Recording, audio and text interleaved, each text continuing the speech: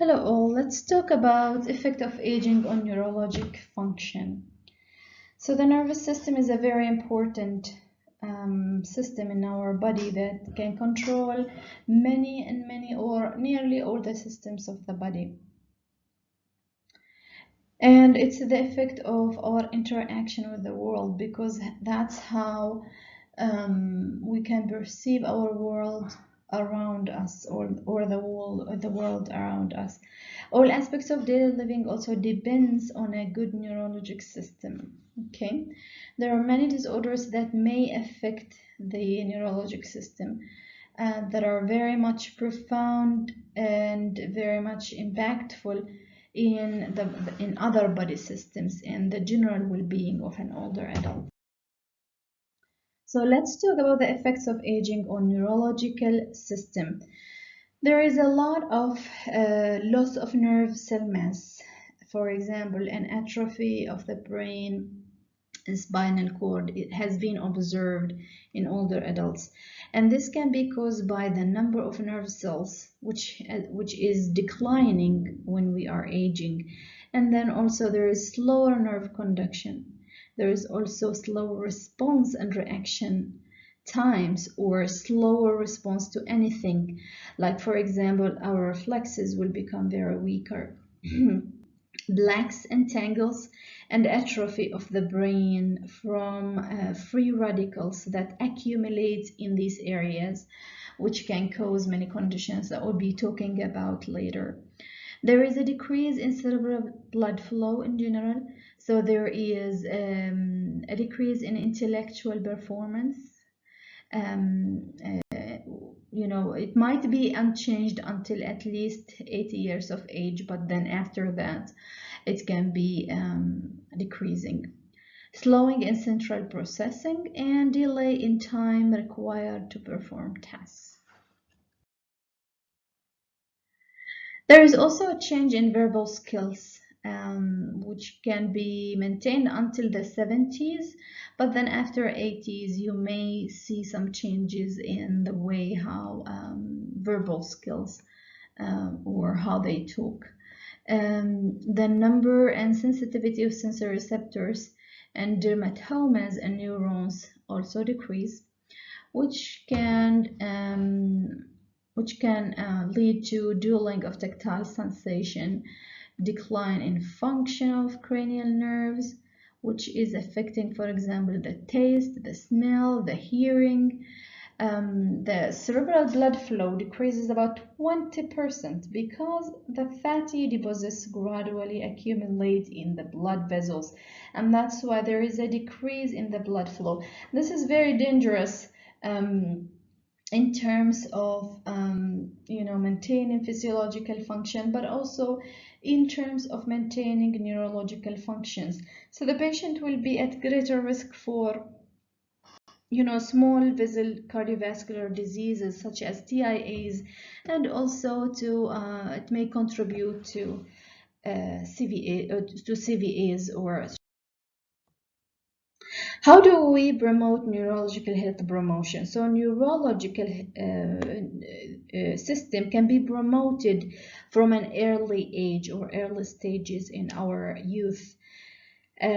So they can be because many of the neurological disorders are beyond our personal control, such as dementia, because they are very much related to degeneration.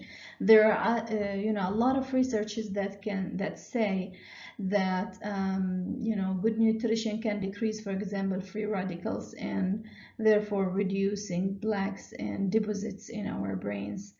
There are some modifiable risk factors that are related to neurological diseases.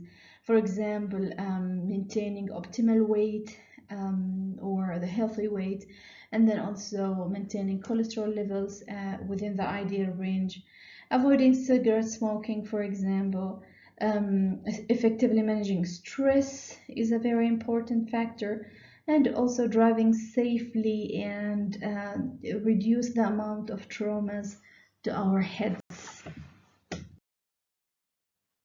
There are subtle symptoms of potential neurological disorders.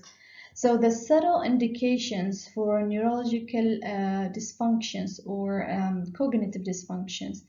For example, new headaches that occur in early morning or can interrupt sleeping. Okay, a sudden change in vision, a sudden change or a sudden deafness or ringing in the ears. Mood or personality changes should be also alarming. Altered cognition or level of consciousness that are very sudden, and also clumsiness, unsteady gait, numbness, tingling of extremity, or unusual sensation or pain over nerves. All these are subtle indications of acute neurological problems that we need to address very early. So our nursing care should be, we have a lot of nursing diagnoses related to, or nursing care that are related to neurological problems. So for example, when your patient is having a lack of sensory awareness to avoid or ability to control bladder emptying, for example, we need to work on an impaired urinary elimination by taking the patient very frequently, like training the bladder, and also taking the patient very frequently to the toilet or instructing them to go to the toilet. Okay, let's talk about one of the very common conditions, which is Parkinson's disease. And so Parkinson's disease, as you may know, it affects mainly the body movements.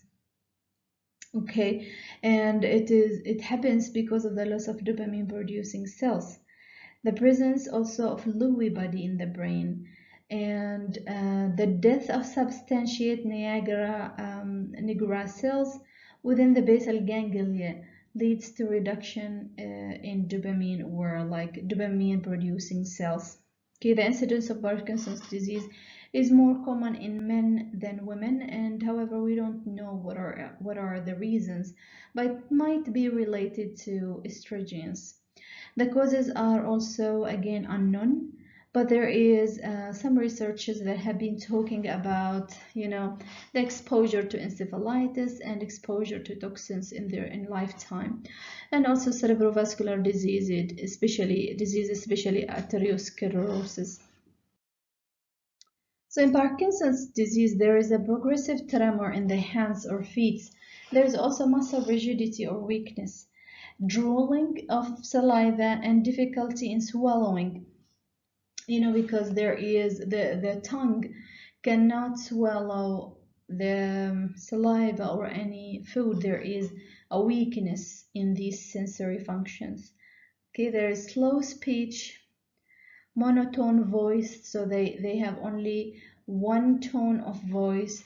There is a mask-like face, moist skin, bradykinesia, which is slow movement, and poor balance may occur.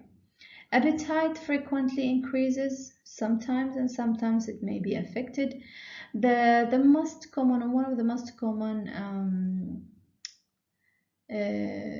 symptoms is shuffling gait while leaning forward. So they would be leaning forward and shuffling. And so please go watch a YouTube about shuffling gait, because it's very interesting and I really want you to go watch it. Rate of movement increases as the patient walks, so they start very slow and then they go faster. There is inability to voluntarily stop walking or ambulate.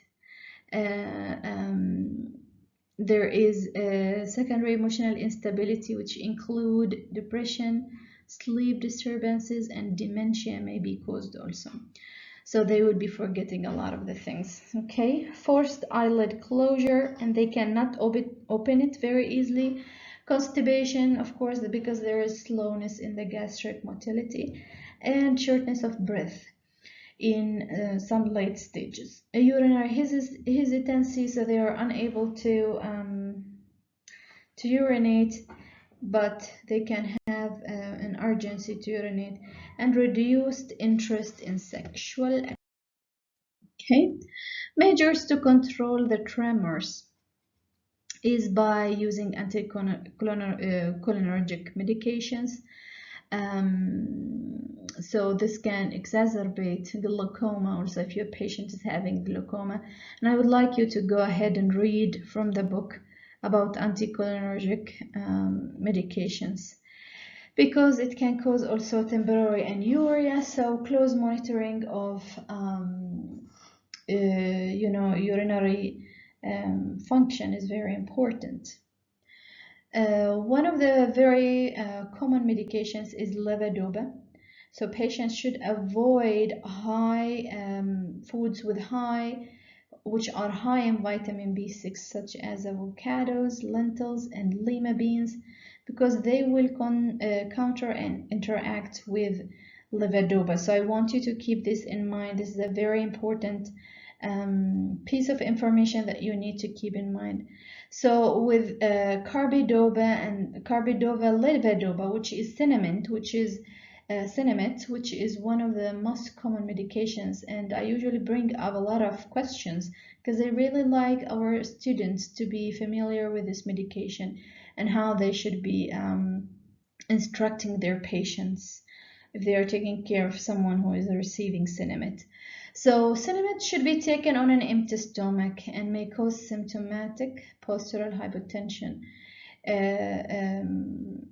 If the patient is already receiving also antihypertensive drugs, but if not, even though it can cause postural hypertension. So that's why it should be taken on an empty stomach, and we should consider watching our patient and be cautious about their safety. There are a lot of technology that have came out to control symptoms, such as pulse generators, and how they work. The way they work is by sending electrical impulses that block tremors, causing brain signals. Say they can reduce really the tremors, but they cannot treat them. Drug infusion systems and gene therapy, and also range of motion exercises may be very helpful in treating Parkinson's disorder. To manage depression that is very much associated with Parkinson's, we need to identify possible support systems, and usually we don't give antidepressants because it can depress the function of the dopamine producing cells. Let's talk about transient ischemic attacks, which are very important neurological changes that is very common in older adults. So what happens in transient ischemic attacks, or TIAs, is that there is a temporary reduction in cerebral perfusion caused by hyperextension flexion of the head when falls asleep in a chair, reduced blood pressure from anemia, drugs as diuretics or antihypertensives, and sudden standing from a prone position. A sign of symptoms may include, and it depends on the location of the area of ischemia, so it may include hemiparesis, hemanesthesia or anesthesia of one side of the body, aphasia, unilateral loss of vision and diplopia, vertigo, nausea, vomiting, and dysphagia. Last for a few minutes to hours, and then the patient regains his own strength. So complete recovery usually occurs within a day, and treating the underlying cause is very important. However, the patient should know that he is at increased risk for a full or a complete CVA. So a good alignment and support of the head and neck may prevent the hyperextension during the TIA or flexion of the head that can lead to impaired cerebral blood flow. It's very important for us to make sure that the older adult is not hyperflexing their head to reduce the chance of a TIA and improve the cerebral. So what happens in CVAs then? CVAs are a much more, or they are very common condition, neurological condition, and it's very worrying condition because it's a dangerous condition, may lead to disability. It's the third leading cause of death in older adults, and there are a lot of high predisposition, high risks that may cause CVA. For example, ruptured cerebral blood vessels, partial or complete thrombosis.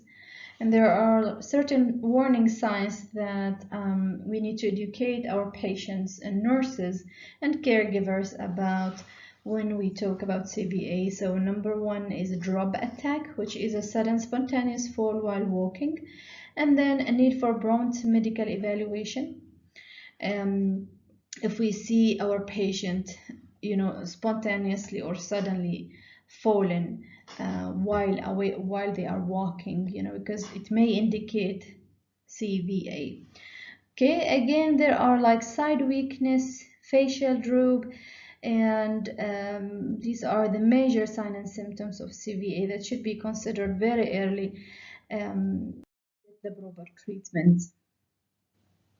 And again, sign of symptoms of stroke occur, it depends on the location where the stroke is happening. So, for example, with patients with a left hemispheric stroke, they may suffer from aphasia, trouble swallowing, walking, or remembering, paralysis on one or both sides of the body, falling toward the right side, lack of awareness of the right side of the body, trouble speaking regarding writing or understanding language, and changes in mood.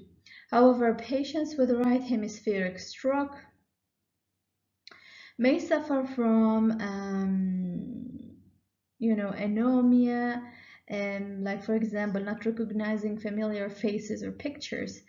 Attention span will be decreased, and there is inability to focus or be attentive to conversations. Denial, neglect, so they start ignoring their left side of the body, and then preservation or difficulty following instructions. So in general, what happened in the right side of the brain, because it controls the ability to pay attention, recognize things too, you see or hear or touch, and be aware of your own body. So usually the functions related to this will be affected. So there are important nursing care or considerations that we need to keep in mind, especially in the acute phase. So the aim of acute phase is number one, to maintain a patent airway, and number two, to provide adequate nutrition and hydration, monitor neurologic and vital signs, and also to prevent complications associated with immobility. After the patient stabilizes, the focus is on rehabilitation. And so please remember also that a drop attack is a fall caused by a complete muscular flaccidity in the legs, but with no alteration in consciousness. This is one of the warning signs of CVA that I would like you to keep in mind. Okay, so there are certain problems that you may face during, or the patient may face during rehabilitation, which depends on the side of brain affected. So there are certain problems that can occur also after a CVA, like for example, pressure ulcers, things that are related to immobility. Nursing interventions, that are very much applicable during the rehabilitation phase may include promoting independence, assistive devices, and home visits, education, regular contact with family, and promoting self-care, patience, reassurance, and encouragement of your patient, and also prevent injury and avoid hazards. So safety comes number one during rehabilitation, because patients at higher are at higher risk for accidents, um, and also to prevent complications, as I mentioned, such as, for example, pressure ulcers. Okay, please remember the FAST formula, which is facial weakness, arm weakness, speech difficulty, and time to act.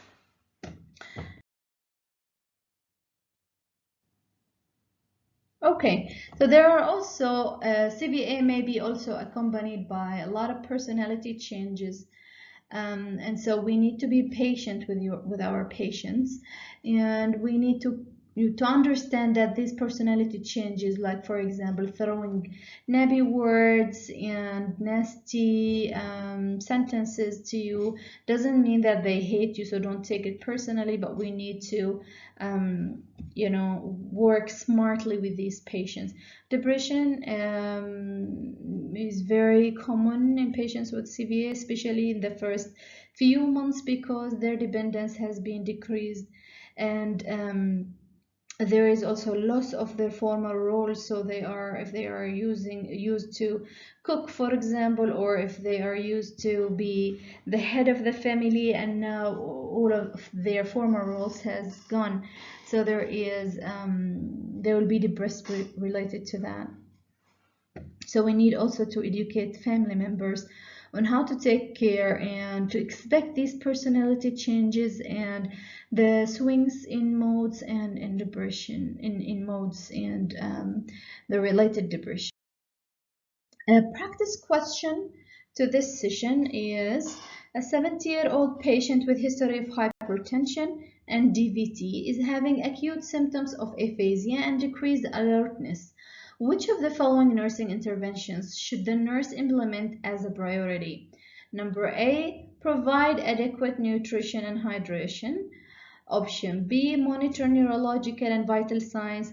Option C, maintain a patent airway. And option D, prevent complications associated with immobility.